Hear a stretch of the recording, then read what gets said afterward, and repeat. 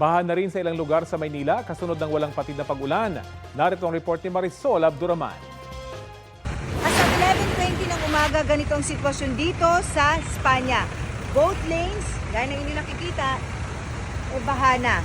Kaya yung ilang sasakyan talagang hindi na nangahas na lumusong sa baha dahil sa bandang doon, sa bahagi yung approaching UST, talagang napakataas na ng baha.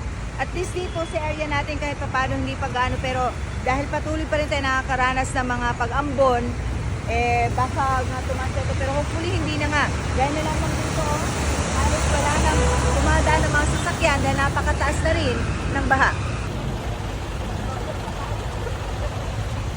Ayun yung ilang mga estudyante lamang na nakita natin kanina dahil yun nga, sa sitwasyon natin ngayon dito sa Pimargal, gaya na inyo nakikita, sa bahagi ito umaabot na sa tuhod ang baha at dito mataas na rin, kaya yung ilang sasakyan nagbabalikan na, baka hindi kayanin yung taas ng baha doon. Kawawa syempre, gaya ng binanggit natin kanina, yung mga maliliit na mga bata na pumasok sa eskwelahan ng maaga kanina pero no choice kundi magsiuwi rin ngayon dahil yun nga, bukod sa napakalakas ang buhos ng ulan kanina, napakataas na ng baha sa bahagi ito.